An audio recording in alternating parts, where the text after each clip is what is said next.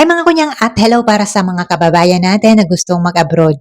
Lalong-lalo na yung mga first timer, yung wala pa talagang experience na magtrabaho abroad.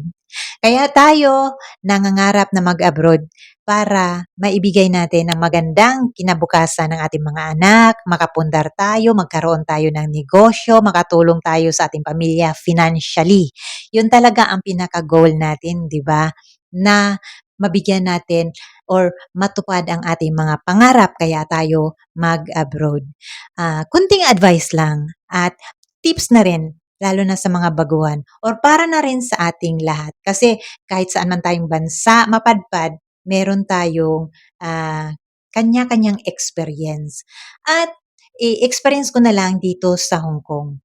Paano natin matupad ang ating mga pangarap? 'Di ba dapat matuto tayong magtipid? Paano ka makatipid kung halimbawa dito sa Hong Kong, weekly ang day off dito.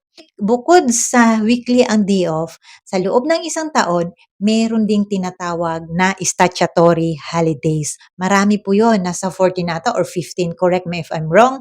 Comment lang kayo dyan kung ilan na yon, hindi ako nakapag-research. Pero marami talagang lakwatsa, maraming day off, maraming labas ang mga domestic helper dito sa Hong Kong. Paano tayo makatipid, 'di ba? Dapat umpisa pa lang, umpisahan natin ang pagtitipid kung marunong kang pumili ng iyong barkada. Kasi dapat 'di ba, kaya nga tayo mag-day off para mag-enjoy. So kailangan natin ng barkada.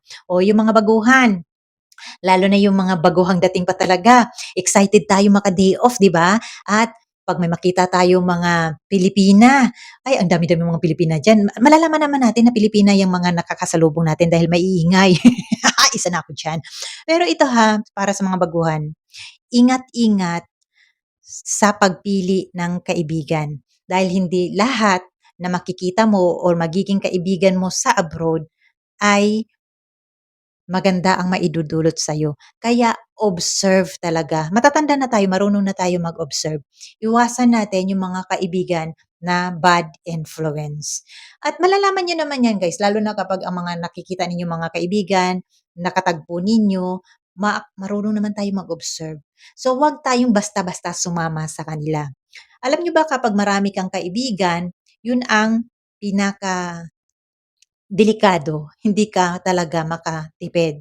Kasi may mga kaibigan na pasosyal, kahit na maraming utang sa Pilipinas, wala nang matira dahil nga marami kayong sinamahan ng mga kaibigan. Natural kung ano yung mga ginagawa nila, mga ambag-ambagan nila or mga binibili nila, nakikigaya ka rin. Kasi nga, ang iniisip mo kapag marami kang kaibigan, in ka. Mali po yung mindset na yan. Wala pong sinasabi na paramihan ng kaibigan. Much better nga kung small group of friends lang ang sasamahan mo, dalawa, tatlo, okay po yan. Kasi makakatipid ka talaga at piliin mo yung kaibigan na mapagkatiwalaan mo. O di ba? Maraming magkakaibigan na nagkakasira dahil nga kapag wala ka sa grupo ay sinisiraan ka na. Ayaw ko sa mga ganyan, guys. Ayaw ko rin sa mga kaibigan na mga maaarte. Ayaw ko sa mga kaibigan na pasosyal. Kasi maiimpluwensyahan tayo. Kaya marunong talaga dapat tayong pumili ng mga kaibigan. Hindi porket marami kang nakikita, marami kang mga kaibigan sa labas, "Uy, ina-ina ako, sikat na talaga ako." Hindi po 'yan. Ma-o-observe ninyo guys, mapapansin ninyo kung sino yung mga matatagal dito ay sila yung kunti lang ang naging kaibigan. Dahil naranasan na namin 'yan lahat-lahat. Naranasan na namin magkaroon ng kaibigan na marami, yung mga bisyo na pupunta sa bar. O ito ha, may mga kaibigan na ang hilig ay pumupunta sa bar. Halimbawa, wala kang bisyo sa Pilipinas, natututo kang uminom, natututo kang makipag-meet up dahil nga sa mga bar, maraming kalalakihan diyan. Mga foreigner, mga AFAM, ay naku, oh, 'di ba? Ingat-ingat sa mga ganyan. Iwasan ninyo 'yan, guys. Lalo na 'pag mga baguhan tayo dahil wala pa tayong ipon. Saka na tayo makipagsosyalan kung may ipon na tayo or makipagsosyalan kayo kung natupad na natin yung pangarap natin para i-relax na lang tayo, yung moment or point na, "Ay, relax na lang ako dahil natupad ko na yung pangarap ko." Pero yung bagong salta ka lang, na pupunta na sa mamahaling mga restaurant, yung para lang flex sa Facebook, yung mga gano'n. Iwasan niyo muna 'yan. Ang dami-dami ninyong mga utang sa Pilipinas, unahin niyo muna 'yun kaysa sa makikisama kayo sa mga kaibigan na ayun, pasosyal lang. Mararanasan niyo naman 'yan lahat-lahat, hinay-hinay lang, pakonti-konti lang muna. Dahil nga nag-uumpisa pa lang tayo, ang dami nating utang sa Pilipinas sa iniwan. Bayaran muna natin 'yun, para meron naman kahit na mag-post-post tayo diyan sa social media natin, hindi tayo masabihan na, "Post-post ka, ang dami mo namang utang, magbayad ka muna." 'Di ba ang sakit nun, makarma pa tayo, oh, 'di ba? Guys, iwasan natin. Pumili tayo ng mga kaibigan na good influence. Sa halip na wala tayong bisyo, kung ang nasamahan natin lasinggera, nasamahan natin yung mga mahilig magsugal, tapos ikaw naman nakikisama ka sa kanila. So try-try ka na rin. So na-addict ka na magsugal, wala na naman tayong pera. So dahil nga wala kang pera, kung matagal-tagal ka nandito, 3 buwan ka na or 4 na buwan, yayayain ka na ng barkada. Mag-loan tayo sa ganito, mag-loan tayo sa ganyan.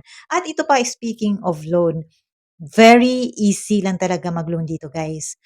Konting requirements lang na hinahanap nila, passport, visa, proof of address, may mag-refer sa'yo, maka-loan ka na, ay naku, 100,000, 50,000, yung mga ganyan. So, saan lang mapupunta nun? Dapat yung i-loan ninyo dapat, guys, yung may mapupuntahan. Okay lang mag-loan para, ranas na ranas ko 'yan, hanggang ngayon may loan ako. Pero dapat yung ni-loan ninyo ay may napupuntahang tama.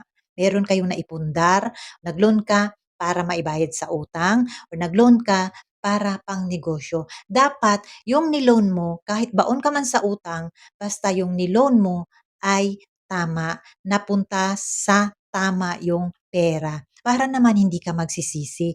Hindi yung nagtatrabaho tayo, wala tayong natirang sahod kasi nga napunta sa bisyo, napunta sa tagay, napunta sa sugal. Grabe kung na-addict ka sa sugal dito, guys. Ang iba, umaano ng natatalo ng $1,000 $2,000 sa isang upuan lang 'yan. Wala ng kainan 'yan sila kasi ayaw naman nilang huminto kung talo o kung ikaw naman ay panalo, hindi ka rin puwedeng huminto dahil nga magagalit naman yung kalaro mo. So, wala kang mapupuntahan. Much better marunong kang magtipid. Tapos kung baguhan ka pa lang, pumili ka muna ng konti lang kaibigan, isa, dalawa, basta tama yung napuntahan mo. Paano mo malalaman na tamang kaibigan yan sila, na hindi sila bad influence? Dapat gumagana yung observation mo. Malaki naman tayo, marunong na tayong mag-observe para makatipid talaga tayo at matupad yung pangarap natin na tumulong sa ating pamilya financially. Hindi yung nag-abroad ka, mas lalo kang nabaon sa utang at nasira tuloy yung pamilya ninyo. Sa mga naiwan naman natin sa Pilipinas, sa halip na tulungan tayo nasa abroad, sila din. Hindi rin marunong magtipid kasi nag-aantay lang ng padala. 'Di ba? So, ang hirap ng buhay abroad. Kaya tayo na lang talaga ang dapat matuto kung paano natin matupad ang ating pangarap, lalo na financially.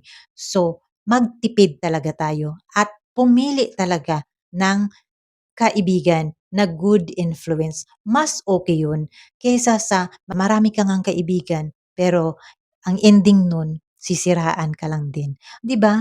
Mas okay na yung konti lang ang kaibigan mo, basta matapos ang kontrata mo, maghiwalay-hiwalay man kayo, wala siyang masabing masama sa'yo. Dahil wala naman kayong pinagsamahan na nagkakasamaan talaga ng loob. Mas okay yung nagkakahiwalay kayo na pareho kayong successful.